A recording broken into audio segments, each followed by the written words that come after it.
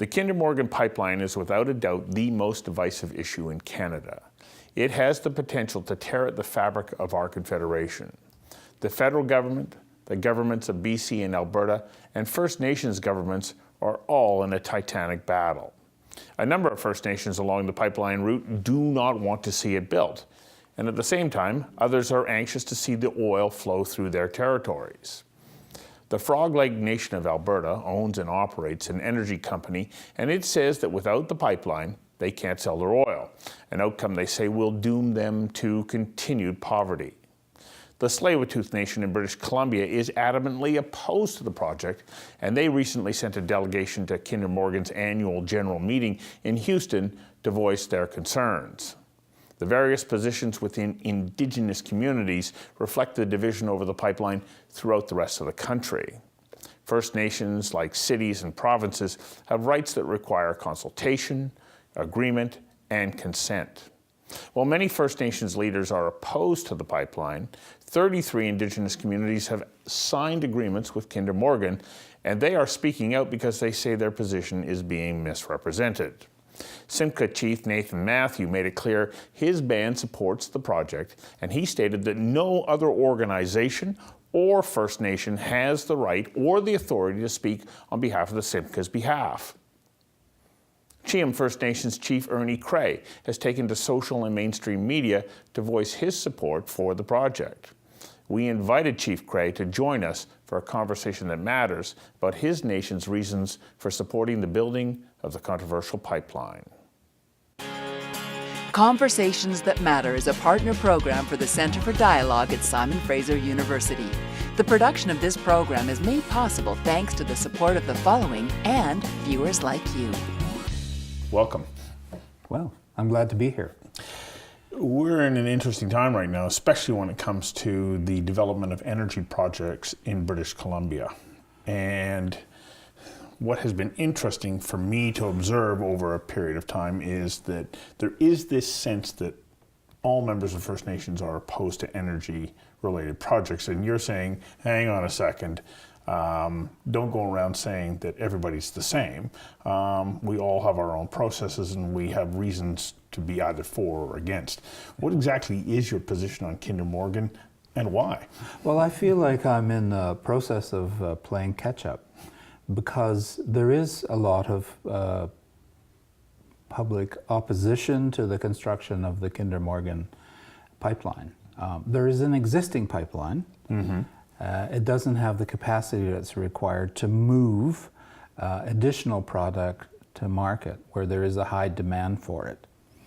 But there's a lot of opposition to it, and it's kind of amplified in the media, like television, print media, radio, and on the social networks.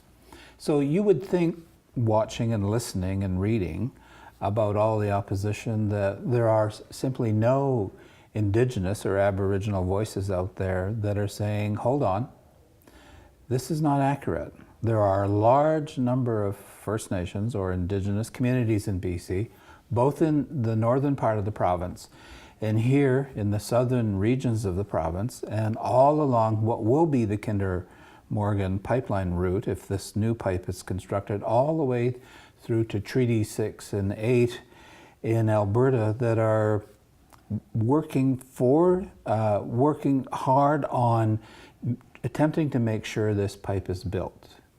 Why? It's because many of our communities are quite small, not all of them, and they tend to be impoverished communities with very young populations.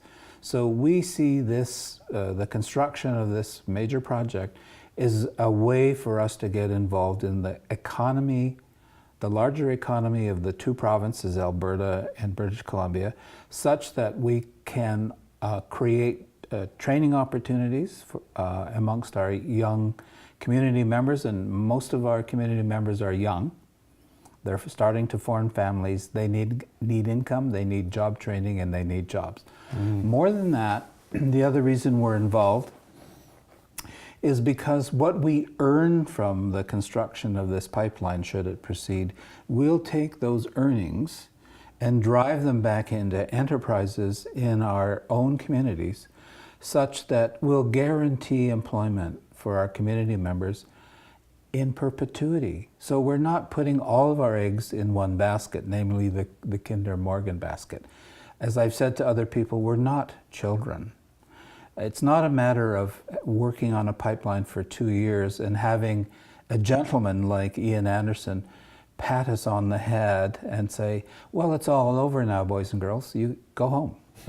That's the end of it. No, we're planning for the future. So Kinder Morgan offers a major opportunity for us to use our earnings, and that will be our springboard into the future. We'll develop other enterprises to keep our people working.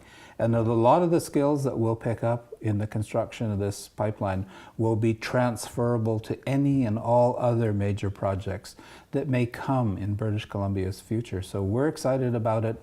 We think the pipeline should go ahead for some of the reasons I mentioned. And also, there's the whole matter of environmental protection. And that's another reason we want to be involved, and in fact, we are involved. Still got to get you to hang on for just 1 second while we take a quick commercial break. Okay. We'll be right back.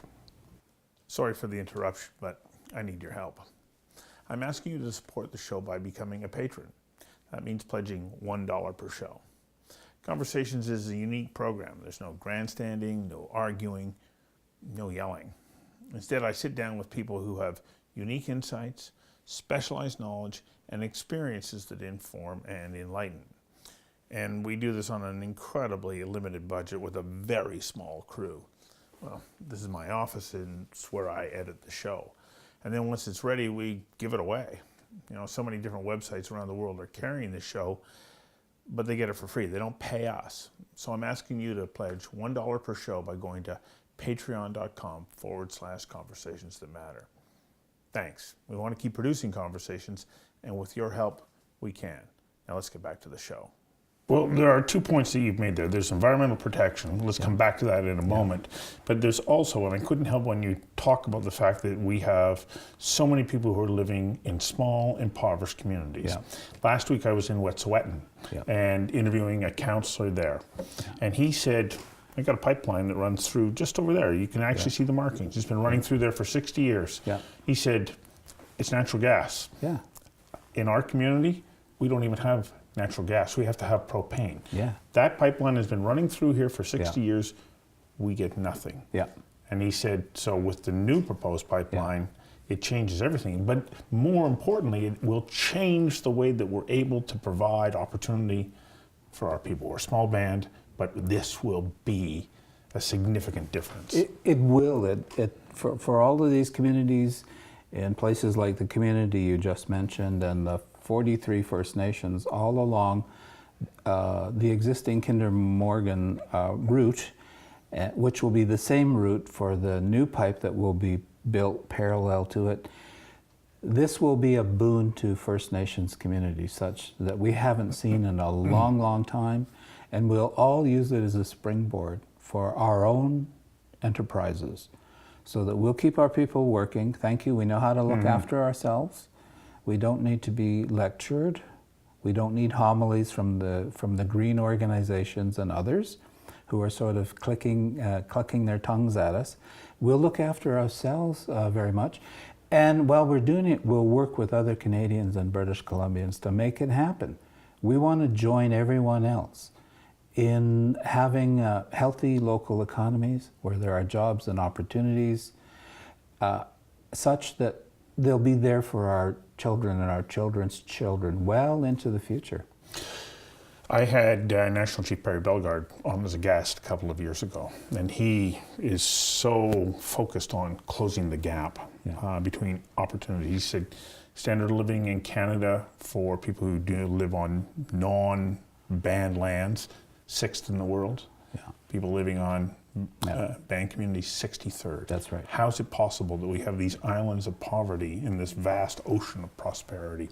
That's a great line from Martin Luther King. But I think about it in relationship to our relationship in Canada between Indigenous peoples and the colonizers. And I can't help but think that if, at this point, after the history that we've had, to be sitting here looking at that economic opportunity that is presented by Kinder Morgan, by the natural gas or LNG sector up north, that for somebody to now say, oh, that's really nice, that looks good for you, I don't think you should take it. That's right, and this is bad advice. And a lot of it comes from outside of our communities. Mind you, there are voices internally that are concerned about Indigenous people's rights and the duty of governments to consult. Yes. I know and understand that. But a lot of this anti-development chatter or rhetoric comes from outside of our communities, from people and organizations who have completely different agendas than the First Nations. And these are the folks who in the recent past have did things and taken stances that have really devastated Indigenous communities in different parts of Canada. For example, the commercial trapping industry in the northern parts of Canada, destroyed by environmental groups who went in there and also went to the European Union and really devastated that as an industry, destroyed incomes and livelihoods for hundreds upon hundreds, if not thousands of Indigenous people. They did the same thing on the east coast of Canada where the commercial sealing industry was concerned. They went in there with the likes of Brigitte Bardot and Paul McCartney and other prominent people from far, far away, and they trashed that local economy, that regional economy for Indigenous people and non-Indigenous people alike. So my message to First Nations in Canada and British Columbia is be careful who your friends are. They come all smiley and with ingratiating ways and try to persuade you that their agenda is the same as yours. People have to remember that is not necessarily so, and the two instances I cited are examples of why our agendas are not always the same. The environment, however, does remain important to everybody. We all call this precious little marble and blue marble in space home, and we need to take care of it. By saying that you are in favor of building the Kinder Morgan pipeline, what does that say about your commitment to environmental safety and protection?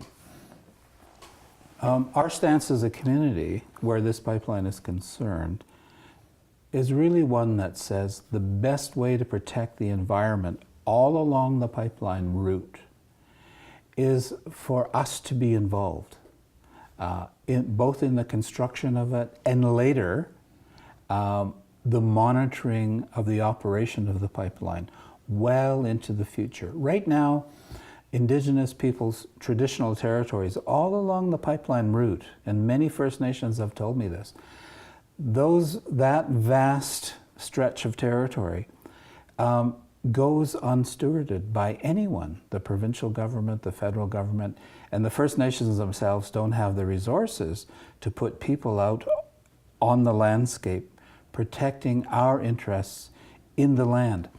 If this pipeline is constructed, we're going to be out there making sure that this pipe is constructed to the highest possible standards. More than that, we're going to be out there with the regulators monitoring the construction and also monitoring in the post-construction period. We'll have guardians and monitors out there looking after the land to an extent that First Nations, British Columbians and Canadians hasn't seen to date. We're going to be out on the land for the next 63 years monitoring and guarding and protecting our interests in fish-bearing streams, the land itself, sacred sites, special places for us, to an extent that it hasn't happened before. So I say constructing this pipeline and everything that will follow will be the best guarantor of values in the environment.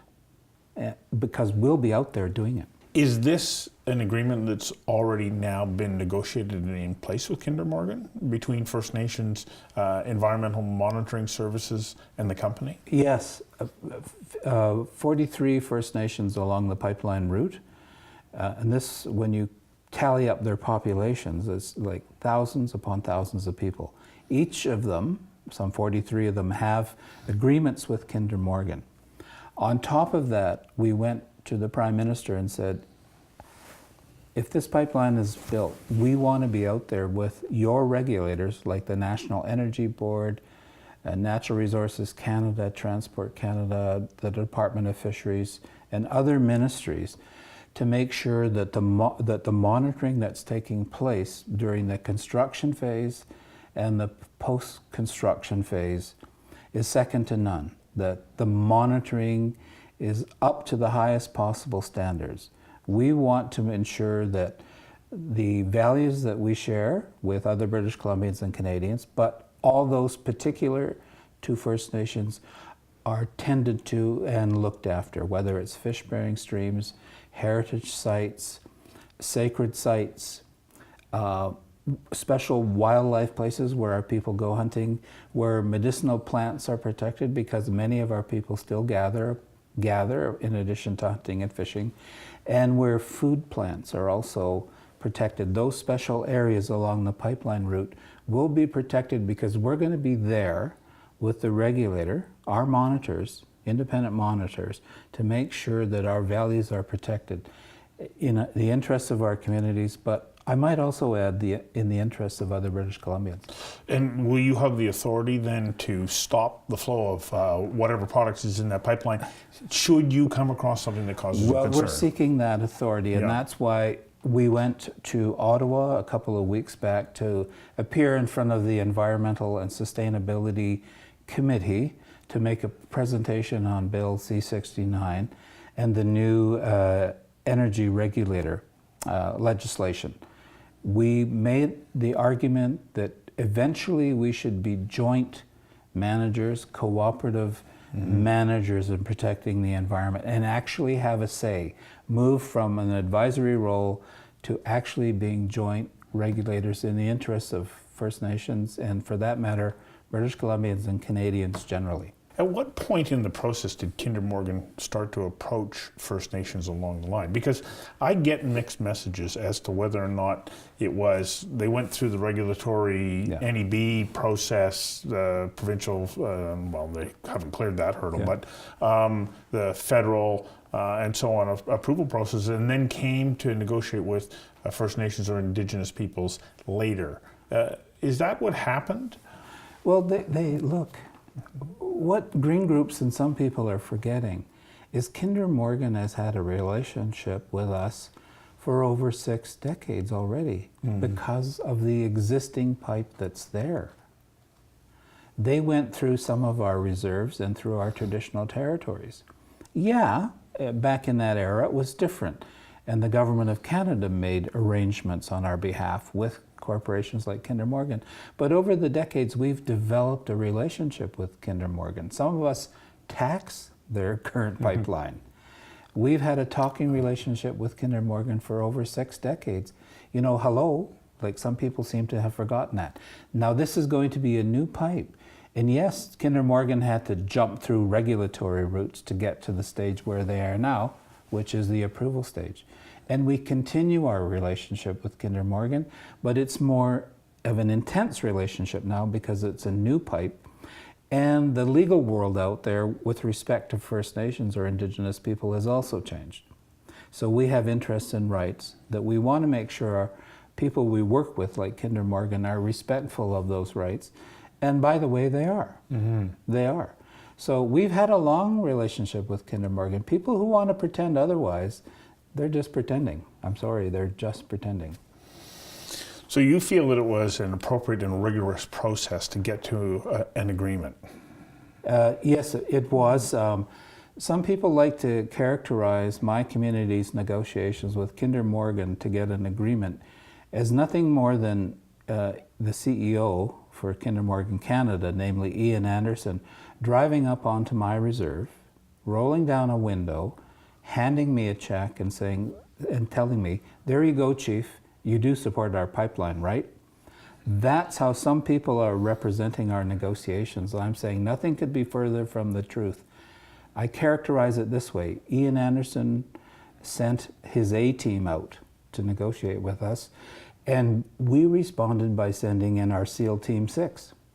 We negotiated hard with them. My young band counselors, very young people, went toe-to-toe with some of the hardest negotiators you'll ever meet, negotiated for well over a year, and got an agreement that the chief and council of my community, I'm currently the chief, could live with, and has made a big difference to our community and will continue to make a big difference for our community and many other communities in both Alberta and British Columbia, I might add. You're fighting pretty hard to get this through, aren't you? It means a lot to you. It does, because back home and on most of these reserves along the Kinder Morgan pipeline route, the communities are relatively small, with some exceptions. Most are poor.